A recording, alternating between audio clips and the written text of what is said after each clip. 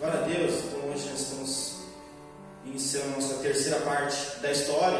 Nós fizemos 4 encontros, onde o primeiro nós falamos sobre o contexto de igreja, e os outros 3 nós focamos na história da igreja, desde o princípio, a sua formação, o seu propósito, passando por todo o tempo, as grandes perseguições. E hoje então nós vamos entrar no novo tempo da igreja. Como eu disse semana passada a gente falou bastante sobre a questão da igreja católica, que a igreja católica foi importante, porque rompeu um ciclo, um ciclo de perseguição da igreja, deu uma liberdade para a igreja, mas automaticamente também corrompeu a essência da igreja primitiva. E isso foi um grande problema. Então, por séculos e séculos, foi se criando esse sistema de corrupção dentro da igreja, até então que se levantaram homens de Deus querendo reformar a igreja, e um deles foi Martinho Lutero, como nós vimos semana passada, que realmente se posicionou e que foi aquele que deu o estupim para a grande reforma, iniciando então a divisão da igreja, onde nós vimos que ele não queria sair da igreja, dividir, mas por consequência da sua visão, ele foi obrigado a iniciar uma nova caminhada, uma nova jornada em cima dos princípios ao qual ele achava que era correto. Os 5 solas. Espero que você lembre dos 5 solas. Nós vimos semana passada, que é extremamente importante para a nossa vida. Amém? Glória a Deus. Então hoje é a terceira parte. Pode colocar para nós. Então hoje nós vamos falar um pouquinho sobre as consequências. Quais foram as consequências da reforma? Será que está bom se eu precisar apagar aqui? Deixa eu apagar aqui na frente. De repente apaga aqui na frente. Melhor? Glória a Deus. Então as consequências da reforma. Então a reforma protestante, ela começou a se espalhar na Europa através dos seus reformadores, e com esse movimento aconteceu que várias pessoas acabaram se levantando neste tempo. Porque veja só, como nós vimos, a reforma ela se iniciou por Martinho Lutero, mas na realidade Martinho Lutero ele deu um estupim para a grande reforma. Começou a partir dele, mas depois que ele deu aquele estupim, iniciando aquele movimento, acabaram surgindo outros movimentos diferentes, mas também em cima do mesmo propósito, trazer um entendimento em cima de um novo conceito, em cima da palavra. Então surgiram outras denominações, como por exemplo os batistas, os presbiterianos. Mais para frente nós vemos a igreja metodista também. Então esses movimentos eles começaram a surgir nessa época. Não foi só Lutero, que nós vamos ver lá mais para frente também, surgiu a igreja luterana, e como nós vemos a igreja luterana, ela era um pouquinho focada, ainda é um pouquinho focada em alguns costumes católicos.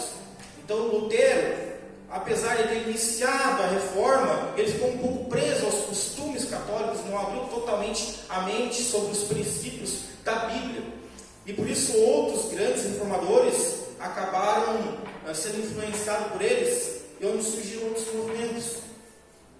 E claro, a igreja luterana ela foi, por um bom tempo, teve um papel muito importante, mas nós vemos que realmente o evangelho ele se propagou através dos outros ministérios, principalmente do ministério batista e presbiteriano, 2 linhas teológicas a qual fizeram um grande avanço na nossa linha. Só que aconteceu que logo após a reforma, logo após esse momento, aconteceu também que surge um outro movimento em meio a esse tempo, o movimento chamado racionalismo ou iluminismo. E eu sei que você já deve ter ouvido falar, aquele que já estudou também, o movimento iluminista, o movimento renascentista, sabe? É uma época onde as pessoas elas exaltavam o ser humano, a inteligência, a sabedoria, onde a razão e a filosofia elas passaram a ser a base da doutrina, a base da sociedade, onde tudo que existia deveria ser explicado cientificamente, onde surge aquela famosa frase de René Descartes, que ele diz: penso, logo existo. Então era uma época onde a ciência, a exaltação do homem e a razão imperava em todo o tempo. Só que isso deu um grande avanço para a sociedade, mas só que para a igreja isso teve um lado negativo. A igreja começou a se esfriar. Começou um esfriamento espiritual e teológico dentro da igreja. justamente nesse tempo, porque tudo deveria ser encontrado e provado pelo meio científico. As pessoas já não tinham aquele anseio, aquela sede de buscar experiências novas com Deus. Eles estavam muito preocupados em discutir aspectos da reforma, em discutir aspectos das coisas que estavam acontecendo na sociedade, a criação, a natureza, e não abriam o coração para receber uma novidade em Cristo, para receber uma nova experiência. Então eles criam que tudo tinha que ser provado cientificamente. A razão era a chave de tudo. E isso causou então esse esfriamento na igreja nesse tempo. Mas é interessante também que nós vemos que por volta do ano 1700 a igreja novamente ela começa a mudar e começa a surgir pessoas que começam a questionar o seu processo de conversão. Porque muitos estavam se convertendo apenas porque estavam vindo de um lar cristão ou de um processo cristão, mas realmente eles não tinham tido uma experiência a mais com Deus.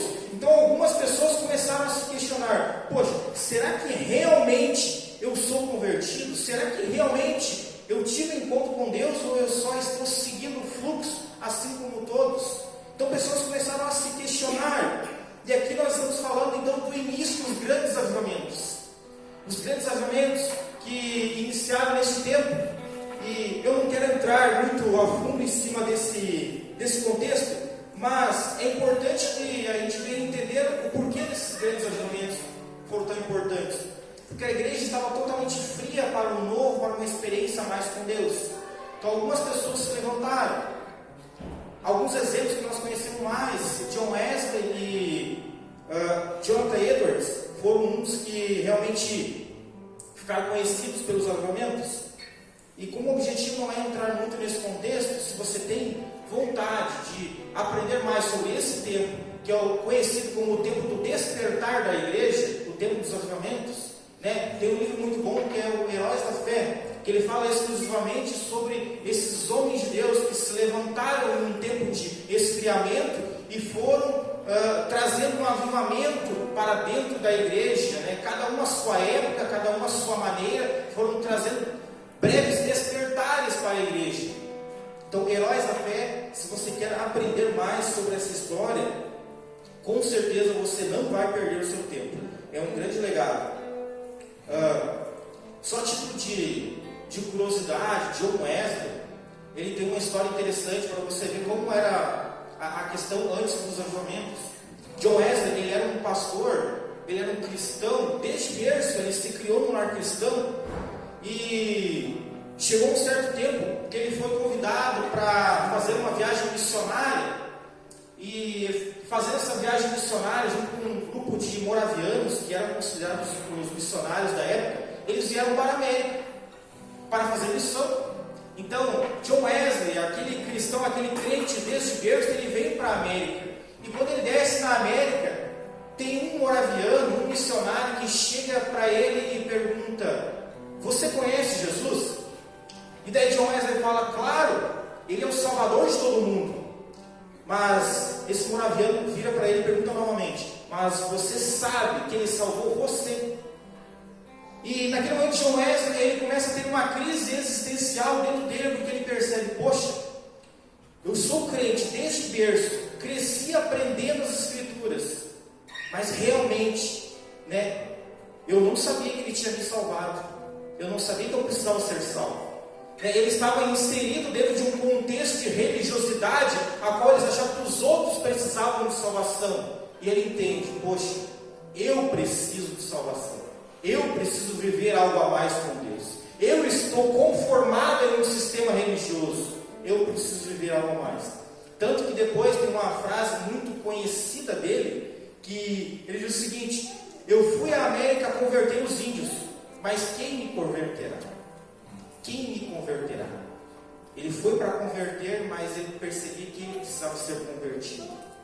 Então ele começa um grande avivamento na Inglaterra, a partir da palavra, que assim como Lutero, ele tem um despertar, ele é chamado pelo derramar do Espírito Santo através da palavra de Deus. Ele está lendo a palavra de Deus, ele percebe que a salvação também é para ele, a salvação, que ele tinha certeza da salvação em Cristo Jesus. Então ele começa a despertar na região onde ele morava. O interessante é que ele se levantava todos os dias pela manhã e ele ia pregar na rua. E ele ia pregar na rua, geralmente em praças, porque ele pegava os trabalhadores que estavam levantando para ir ao seu trabalho. E ele todos os dias se levantava para pregar a palavra de Deus e apresentar um Deus que estava disposto a ter um relacionamento íntimo com aquele que estava com o coração aberto. Apresentar um Deus que não era só um Deus de conformidade, mas era um Deus de novidade de vida todos os dias. Um Deus que queria apresentar a cada um deles uma nova experiência de vida, através do derramar do Espírito Santo. Então essa foi a palavra dele, e isso foi um grande despertar na Inglaterra, onde ele começou a levar a palavra, e muitos foram influenciados por John Wesley. Então, para você ver como é importante a gente aprender mais sobre esses avivalistas, como nós precisamos nos parecer com eles. Mesmo nós sabendo muito mais do que eles sabiam, eles tiveram um encontro pessoal e fizeram a diferença. Então, se você tem a oportunidade, vale a pena você gastar um pouquinho de tempo. Nem digo gastar, é investir um pouquinho de tempo em aprender mais sobre esses grandes homens de Deus. Glória a Deus. Então, depois do tempo dos avivamentos, ocorre um grande avivamento, que em 1906, um grande mover chamou a atenção de todos. Ele é conhecido como o avivamento da Rua Azusa. Não sei se você já leu, ouviu falar, mas o avivamento da Rua Azusa foi um grande marco para a igreja evangélica, onde um pastor, William Seymour, ele era um pastor batista negro. Ele começou a pregar para um grupo de pessoas em um prédio na Rua Azusa, e ele pregava sobre a necessidade de uma santificação e o batismo do Espírito Santo. E ele pregava de maneira intensa, que era necessário a santificação e a busca pelo Espírito Santo, porque as pessoas, por um grande período, elas começaram a parar de buscar viver uma experiência a mais, justamente porque um dos movimentos pós-reforma foi um movimento dos hoje conhecido como os reformados, que na época criam um sensacionalismo, que significa o quê? Que os dons espirituais, eles cessaram na era apostólica.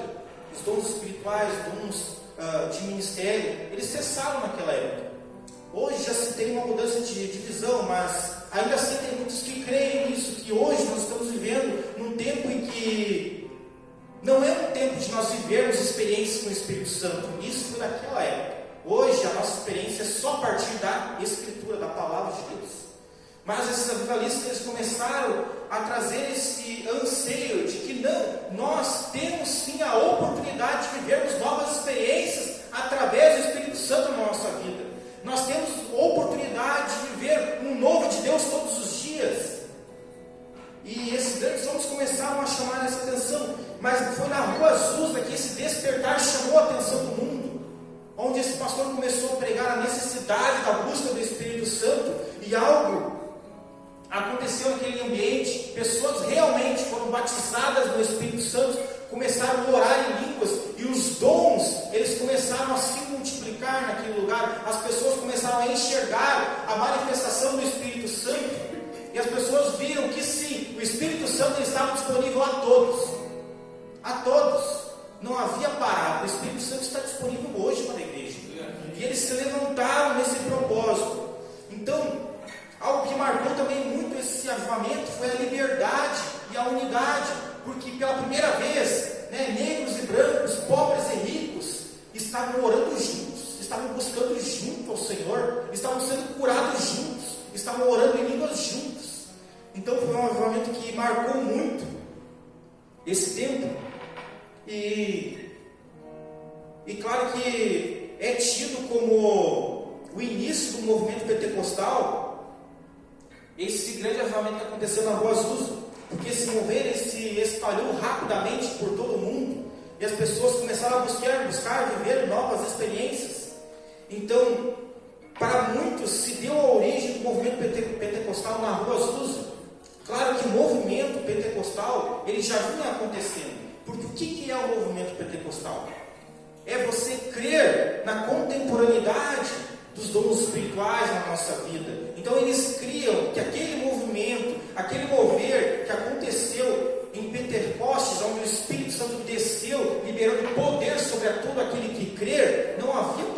ainda estava disponível. Por isso que é chamado de movimento pentecostal, aquele que crê nos dons espirituais que foi lançado em cima de Atos 2, que não cessou lá na era apostólica, mas que está acessível a todos nós.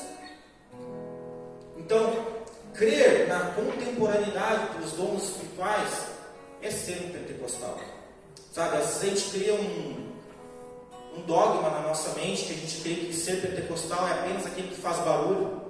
Mas sabe o que é interessante? É crer que ser pentecostal é aquele que crê que hoje pode não acontecer nada, mas se for a vontade de Deus, hoje o Espírito Santo pode agir na minha e na sua vida, e milagres podem acontecer nessa noite. A manifestação do Espírito Santo pode acontecer nessa noite. Pessoas podem ser batizadas pelo Espírito Santo nessa noite. Isso é ser pentecostal. E a gente se trava muito e acha que, poxa, ser pentecostal é só aquele que pula, que grita, que rodopia. Mas não, irmãos. Ser pentecostal é aquele que crê que hoje, se for da vontade de Deus, milagres e maravilhas podem acontecer nessa noite. E não tem nada de errado também você aflorar, você colocar para fora toda a sua vontade, toda a sua alegria no Espírito Santo. Por isso que muitos moveres acontecem dentro da igreja e a gente fica um pouco receoso. Poxa, será que ele é pentecostal e eu não sou pentecostal? E hoje eu quero realmente alinhar essa visão com você, irmãos, dizer que você é um crente pentecostal. Amém. Glória a Deus. A nossa igreja é uma igreja com a vertente pentecostal. Por quê? Porque nós cremos, se hoje for a vontade de Deus, hoje você vai ser batizado. Hoje você pode ser curado. Hoje você pode orar em línguas. Aleluia.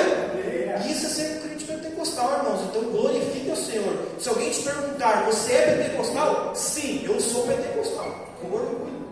Porque pentecostal não é só aquele que pula, que grita. É aquele que entende que o Espírito Santo está disponível todos os dias. Todos os dias. Uma outra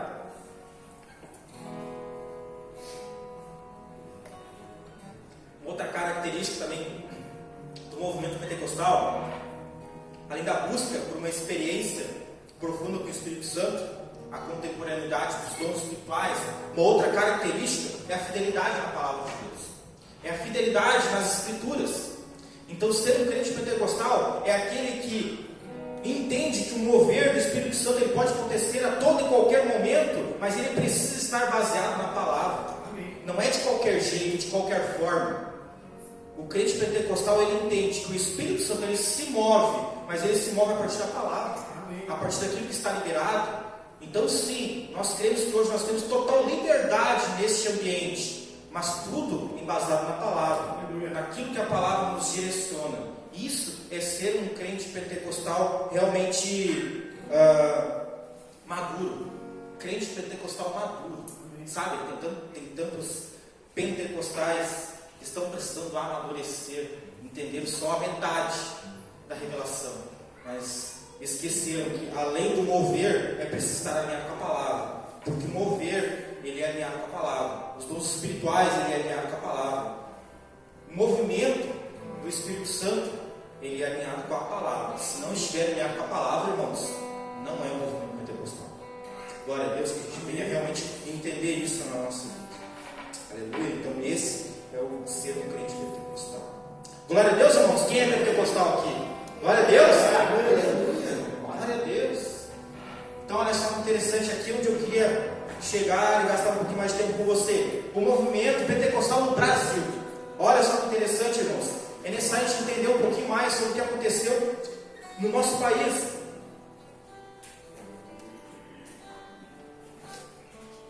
Aleluia. Então, olha só. No Brasil, esse movimento pentecostal, ele se inicia em 1910, através da Congregação Cristã e da Assembleia de Deus. É considerada a primeira onda do pentecostalismo no Brasil. E eu queria traçar algumas características dessa primeira onda. De antemão eu quero dizer que as características elas estão baseadas na igreja que foi fundada, a sua origem. Hoje, se nós formos analisar a Assembleia de Deus, lógico que hoje existe uma diferença de visão de doutrina daquela época, e até hoje existem divisões e fragmentações dentro da própria Assembleia. Então as características elas são baseadas na sua origem. Amém? Então, na sua origem, quando essas igrejas começaram esse movimento pentecostal, as suas características eram a ênfase no batismo no Espírito Santo, a ênfase no dom de línguas, a ênfase na volta de Jesus, que era muito falado nessa época, o anticatolicismo, porque a primeira onda do pentecostalismo, eles batiam muito de frente com a igreja católica, sabe? Não é como hoje, que a gente sabe que é errado, mas a gente entende que tem a liberdade religiosa, mas naquela época não, era realmente um confronto. Eles confrontavam a igreja católica e rejeitavam o mundo. Então essas eram algumas características do primeiro movimento pentecostal, a rejeição do mundo, o anticatolicismo, a volta de Jesus e principalmente a busca pelo Espírito Santo do dom de línguas. Então esse foi um marco para a igreja pentecostal no Brasil. E nós vemos que na década de 50 se inicia a segunda onda. Porque veja só, irmão, um dado interessante é que na década de 50 o Brasil ele era o terceiro maior movimento pentecostal do mundo. Olha só que interessante, era o terceiro maior movimento pentecostal do mundo. Aconteceu com o Brasil. Então esse movimento pentecostal ele cresceu tanto, que na década de 50 houve uma fragmentação. E aonde é chamado da segunda onda do pentecostalismo, onde nós vemos que surge mais algumas denominações. Dentre as mais conhecidas nós temos a Igreja Quadrangular e a Igreja Deus e Amor. E muda algumas características dela. Novamente as suas características de origem, não de hoje.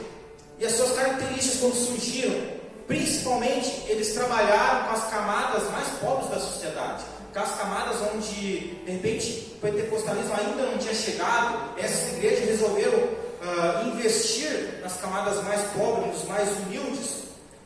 E outras características, eles começaram a dar mais ênfase na cura das enfermidades.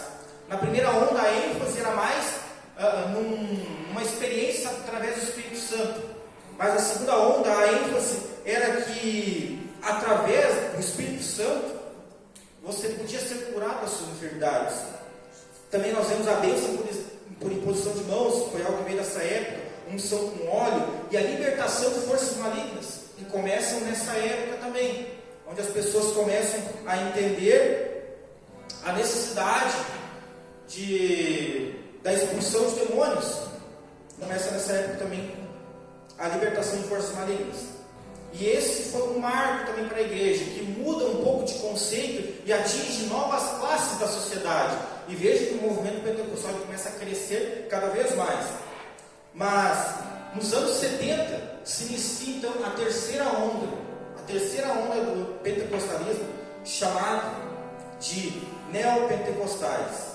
E é esse aqui que eu quero focar um pouquinho mais, porque esse aqui ele se deu a partir de alguns movimentos que começaram a juntar algumas doutrinas do pentecostalismo, só que juntaram algumas doutrinas que não estavam na palavra, e aí é onde surgiu algumas igrejas. Então, algumas delas, a Igreja Universal do Reino de Deus, a Igreja Internacional da Graça e a Igreja Mundial do Poder de Deus. Se vocês notam, irmãos, eu coloquei uma observação ali, com as quais nós devemos tomar cuidado. Amém? Glória a Deus, eu vou explicar por quê.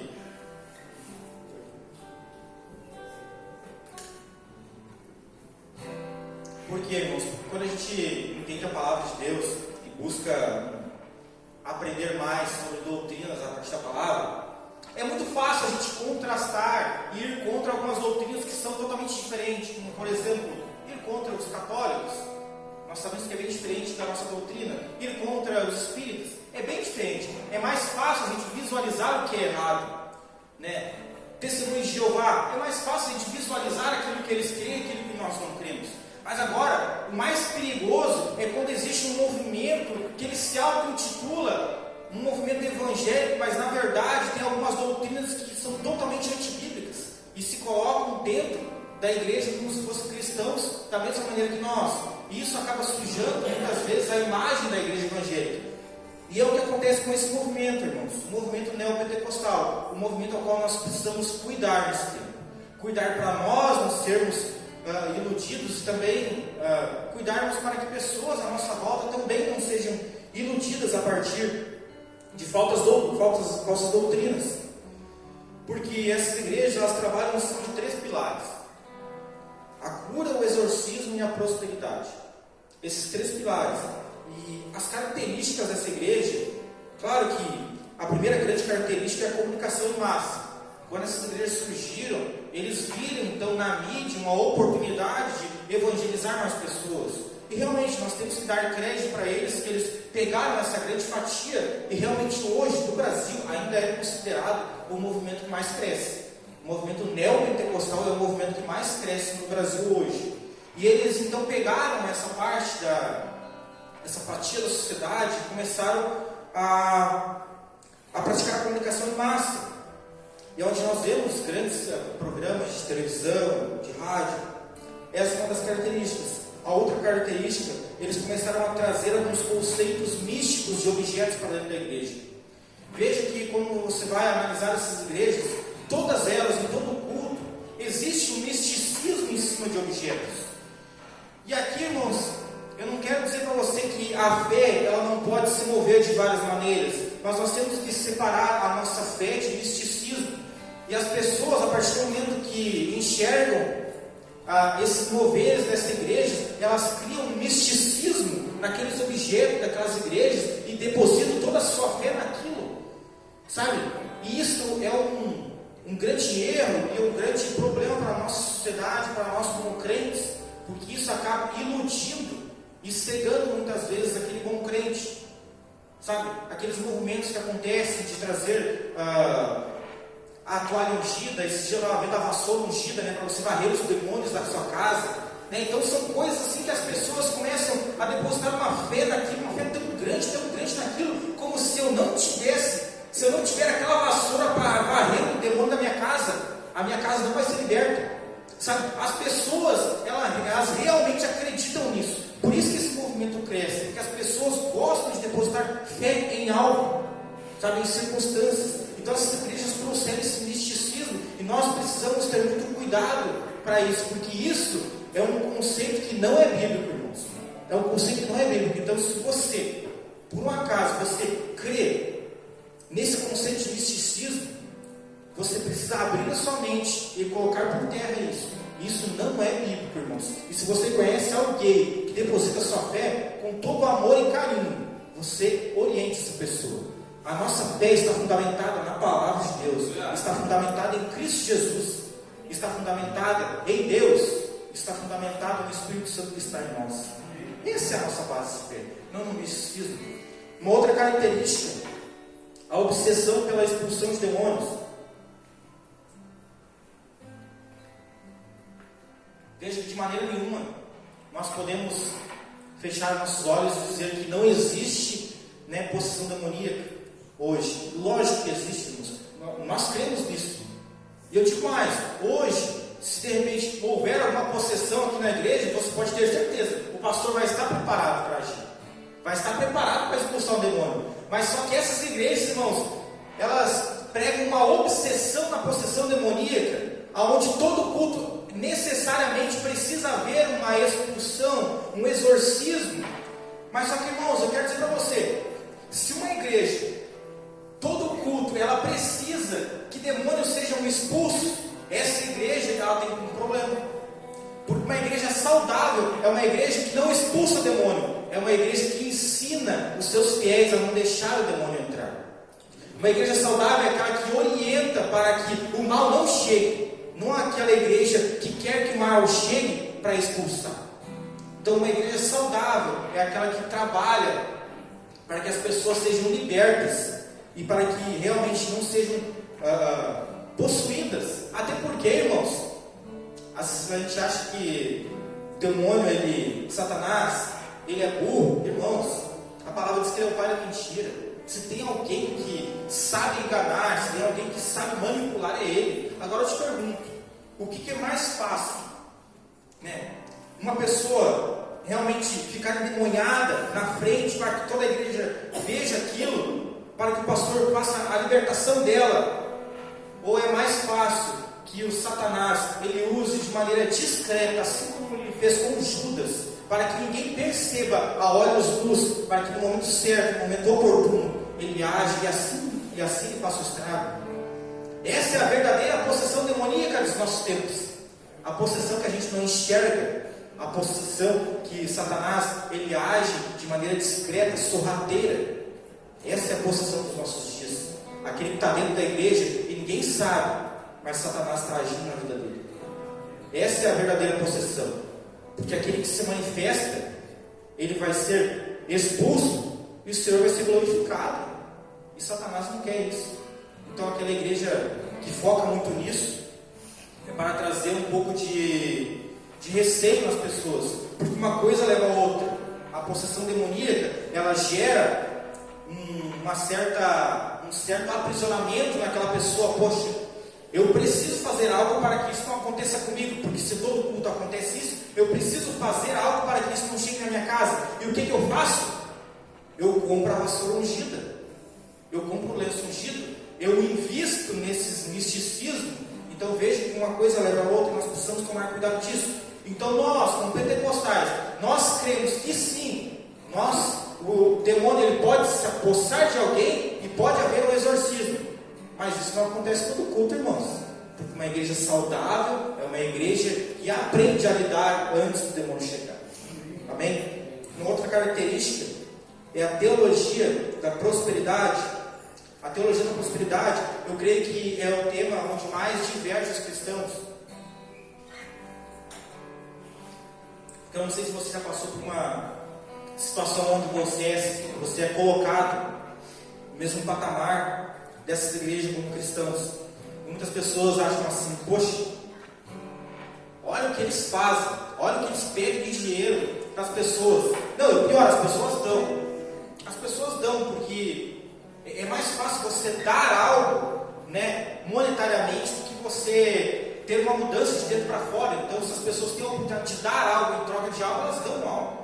Isso é do ser humano. Mas a igreja evangélica ficou taxada muito por causa desse movimento. Uma igreja que busca o dinheiro dos seus fiéis.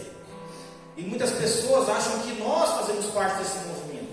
E hoje eu quero dizer para você: se alguém colocar você nesse mesmo patamar, você pode dizer: não, nós não compactuamos com esse movimento. Esse é um outro movimento antibíblico. Não tem nada a ver com o movimento pentecostal. O pastor da outra igreja lá, ele dizia algo interessante, quando nós falávamos nesse contexto de neopentecostais. Ele dizia que sim, a gente é tudo farinha, é tudo crente, mas não é do mesmo saco. A gente não é farinha do mesmo saco. A gente tem que diferenciar as coisas. Então que hoje a gente sai com esse entendimento, né, que essas igrejas são igrejas neopentecostais com uma doutrina que não é bíblica.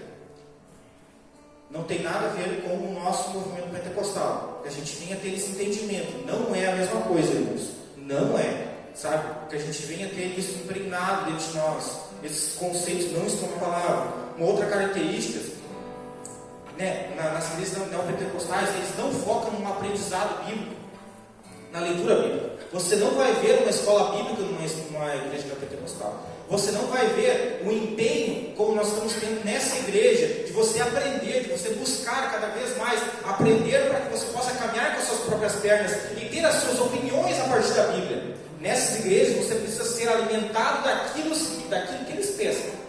Não é aquilo que você pode pescar, é aquilo que eles te dão. Então essa é uma característica muito grande dessas igrejas. Eles focam naquilo que eles querem que você receba. Nós precisamos ter isso muito forte dentro de nós. Não é o mesmo movimento que nós. E aqui, eu não estou querendo dizer que lá não haja milagres. Sabe? Essa é uma tecla que eu bato bastante também. Eu acho. Sabe, aqueles moveres que a gente vê, principalmente na televisão. Pessoas sendo curadas, libertas. Pessoas muitas vezes, né, aleijadas, se levantando e andando. É uma opinião minha, particular minha. Eu creio que muitos desses milagres são verdadeiros. Não por causa da igreja, por causa da fé das pessoas.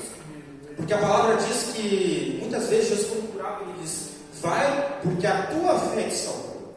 Não era o ambiente ao qual a pessoa estava, a qual ela estava inserida, mas era a fé.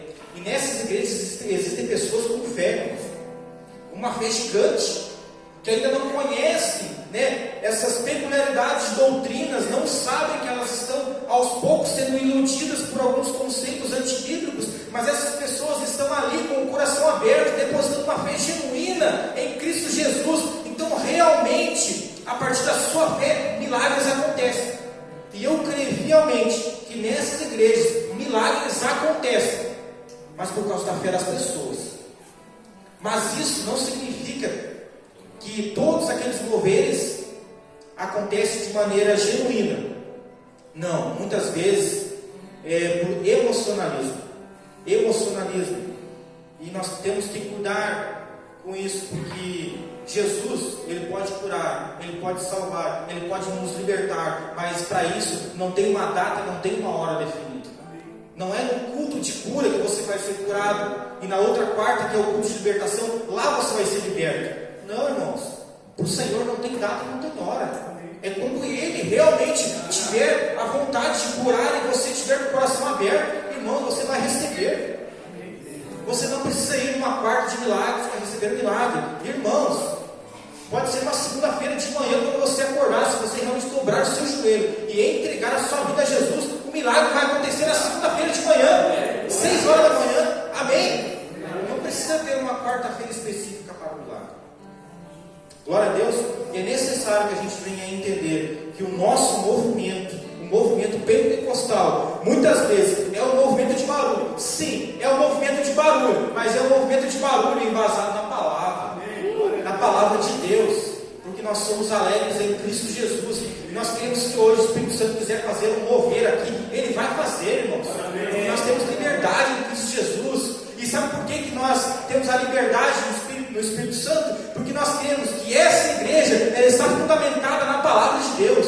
Então aqui, irmãos, nós temos a plena consciência de que o Espírito Santo vai se mover da maneira que Ele quiser, porque nós estamos sendo fundamentados na palavra de Deus.